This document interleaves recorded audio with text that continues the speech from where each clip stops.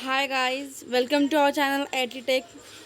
आज हम EDTA method complexometric reaction for determine the hardness engineering chemistry water treatment का जो आपका फर्स्ट यूनिट है, इफ में भी इन फर्स्ट सेम और फर्स्ट सेम टू में आपको हुआ ही होगा। तो आज हम जो टॉपिक देखने वाले हैं, इसी एक टॉपिक पे पूरा वीडियो बनाया हुआ है, EDTA method and determination of hardness by EDDM method. The most commonly used method of determination of hardness of water is complementary titration method. For this titration, ethylene diamine tetraacetic acid in its disodium salt form is used. हम इस titration के लिए ethylene diamine टेट्राएसिटिक acid है वो use करते हैं salt के form में। ओके, तो नेक्स्ट प्रिंसिपल। तो इस ईडीडीएम मेथड है, इसका प्रिंसिपल क्या है? In this method the water sample is टाइटेड against EDTA solution using eriochrome black T indicator. जैसे हम हर टाइट्रेशन में हम एक इंडिकेटर यूज़ करते हैं, वैसे ही यहाँ पे इस मेथड में हमको एरिक्रम ब्लैक टी इंडिकेटर यूज़ कर रहा है। इसका जो शॉर्ट फॉर्म होता है वो होता है ईबीटी। हम इसे सिंपली ईबीटी भी कह सकते हैं। और जो हमारा वाटर सैंपल होगा, हम जो भी वाटर सैंपल लेंगे, water which any water you can take, if आप अपना घर का पानी भी ले सकते हैं, जार का पानी भी ले सकते हैं, वो जिस पानी का आपको हार्डनेस निकालना है, डिटरमाइन करना है किसमें कितना हार्डनेस है, तो आप उस लिए यूज़ करते हो मेथड। सो आपने पानी ले लिया तो आपको उस पानी को ईडीटी जो है उसके अगेंस्ट यूज़ करना है। Okay, so second point is that this special indicator forms less stable complex with metal ions like C and Mg of wine red color. so जो इंडिकेटर है वो कॉम्प्लेक्स जो होता है वो लेस स्टेबल फॉर्म करता है लाइक सी और कैल्शियम एंड मैग्नीशियम आयन के साथ। During titration the EDT forms more stable complex with metal ion and leaves behind free indicator of dark blue colour.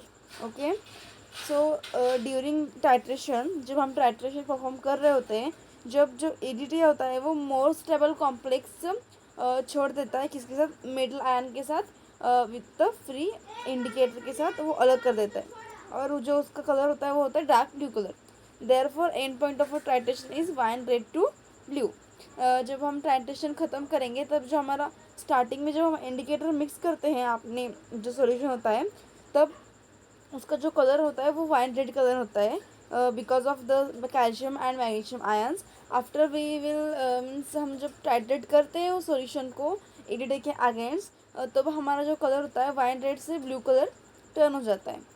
तो ये हमारा पूरा प्रोसेस होगा। तो प्रोसीजर कैसे होगी वो आइए हम देखते हैं। ओके, तो नेक्स्ट होगी रिएक्शंस।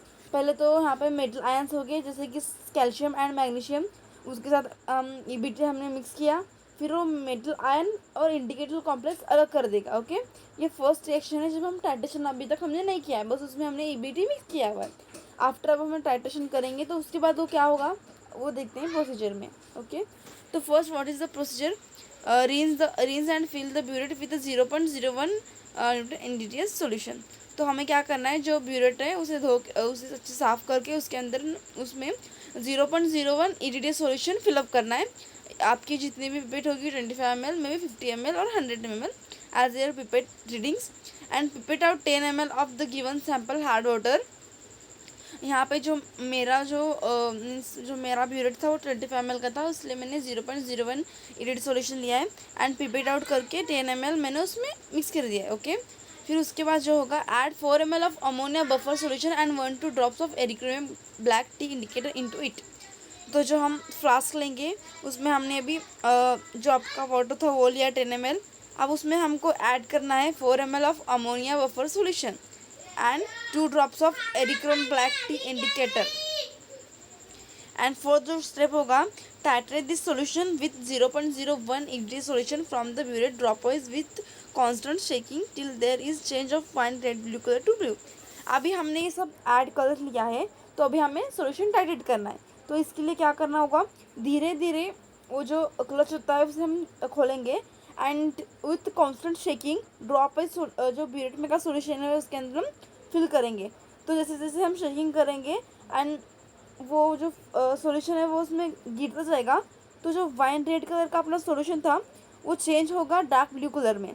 अगर हमें जब फाइनल क्या होगा कि फाइनल रीडिंग होगी कि हमें डार्क ब्लू कलर मिल गए, तो हमें अब जो ब्यूरेट की हम सॉल्यूशन उसमें डाल रहे थे वो स्टॉप कर देनी है, नोजल बंद कर देनी है। And last point is that note the final burette reading and repeat the same procedure for 2 to 3 times to get constant burette reading, that we call CBR। Okay, तो अभी हमारा प्रोसेस हो गया है, हमें जो कलर वो मिल गया है, तो हमारा जो एक्सपेरिमेंट जो हमारा प्रैक्टिकल है वो ख़त्म हो गया है। तो नेक्स्ट जो होता है कि हमें क्या करना होता है, 2 to 3 टाइम्स मीन्स अगेन कि हमारा जो किया हुआ है वो सही आएगा। मीन्स हमने एक बार किया तो थोड़ा बहुत एरर आएगा, सेकेंड बार किया तो थोड़ा बहुत आएगा, थर्ड बार वो दोनों में सिमिलर आएगा, तो हमें समझ में आएगा कि हमारा एरर क्या हुआ, और वो जो एरर होता है वो मिनिमाइज हो जाएगा। तो ऐसे हमारा जो है प्रोसीजर होता है। तो नेक्स्ट है फॉर, और अभी जो यहाँ पे प्रोसीजर ख़त्म हो गया है, लेकिन हमें अभी हार्डनेस मिल गई। अगर हमें परमानेंट हार्डनेस रिमूव करनी है तो हमें करना होगा for permanent hardness boil the defined quantity of water sample filtered is treated against EDTA। अच्छा, तो अभी क्या करना है हमें परमानेंट हार्डनेस के लिए, वो जो फिल्टर है उसे फिल्ट्रेट करना है बॉइलिंग वाटर करके, और उसको ट्राइटेड करना है फिर से अगेंस्ट EDTA के विथ EBT, हमें इंडिकेटर यूज़ करके ट्राइट करना है। And then temporary hardness is calculated by subtracting, और अगर हमें टेम्परेरी हार्डनेस कैलकुलेट करनी है तो फिर हमें परमानेंट हार्डनेस निकाल के जो हमने अभी टोटल हार्डनेस निकाली है बाय EDTA मेथड उसमें से सबट्रैक्ट कर लेनी है, तो हमें से मिल जाएगा। Okay done. सो जो फॉर्मूला आता है वो टोटल हार्डनेस का, तो कैसे होता है यहाँ पे देखिए, CBR यानी कि अपनी जो कांस्टेंट ब्यूरेट रीडिंग होती है वो होती है, और एन होता है वो आपका सॉल्यूशन का, जो हमारे यहाँ पे कैसे था 0.01 वैसे होगा, और 50 होगा एंड इंटू 10⁻⁶ है एक्चुअली, इधर वो रेज में क्या है लेकिन 10⁻⁶ है, और नीचे हम क्या लिखेंगे ml of sample and into 1000 ppm। तो this is the formula for calculating hardness. Okay, तो आप सबको समझ में आ गया होगा कि हम कैसे ये सॉल्यूशन टाइट्रेट करते हैं, और जो आफ्टर टाइट्रेशन हमें जो रिएक्शन मिलता है वो होता है metal ion plus indicator plus EDTA। हम उस पर फिर EDTA के साथ उसका जो टाइट्रेशन करते हैं तो हमें क्या मिलता है, मेटल आयन EDTA कॉम्प्लेक्स मिलता है, इंडिकेटर जो होता है फ्री इंडिकेटर होता है। तो जो इंडिकेटर का कलर होता है वही होता है कि ब्लू टू डार्क कलर, और जो EDTA कॉम्प्लेक्स होता है वो कलरलेस होता है। ओके, तो होपफुली गाइस कि आपको ये सब प्रिंसिपल प्रोसीजर आपको सब समझ में आ गया होगा। ओके, तो आपको वीडियो अच्छी लगी हो तो वीडियो को लाइक कर देना, कमेंट कर देना, शेयर कर देना, और आपको और भी कोई प्रोसेस समझना है तो प्लीज़ कमेंट में बता देना, मैं नेक्स्ट टाइम वही प्रोसेस आपको समझा दूँगी। Okay, thank you, bye bye.